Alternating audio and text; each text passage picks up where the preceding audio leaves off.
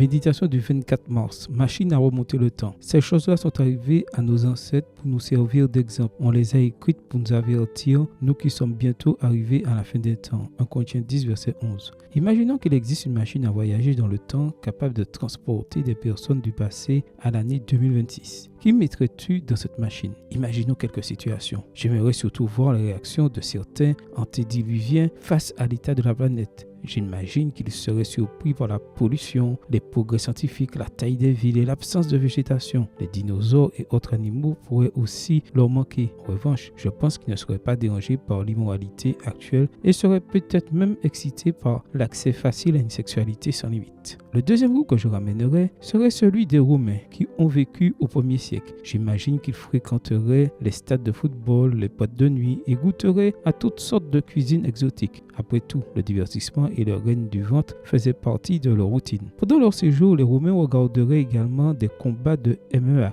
afin de ne pas perdre l'habitude de consommer de la violence. Le groupe suivant serait composé de Vaudois, une classe de chrétiens du XIIe siècle, que l'Église romaine a intensément persécuté parce qu'elle aimait les Écritures. Bon nombre d'entre eux ont même été tués pour avoir caché des Bibles dans leur maison. J'imagine que les Vaudois seraient surpris par le grand nombre de Bibles disponibles et pour le manque d'intérêt des gens pour les étudier. Enfin, j'aimerais voir la réaction des pionniers de l'Église adventiste du 7e jour lorsqu'ils verront les progrès du mouvement après 160 ans d'organisation. Beaucoup seraient impressionnés par le nombre d'écoles, d'hôpitaux, de maisons d'édition, de centres médiatiques et d'églises dans le monde. Cependant, je crois qu'ils seraient préoccupés par la tiédeur et le manque ou l'absence de préparation de nombreux frères et sœurs en ce qui concerne le retour de Jésus. Et toi, qui aimerais-tu voir voyager dans le temps? Quels aspects positifs et négatifs verrais-il dans ta vie? Bien qu'une telle machine à remonter le temps n'existe pas, nous pouvons aujourd'hui regarder dans le rétroviseur de l'histoire et tirer les leçons des erreurs et des réussites du passé. Amen.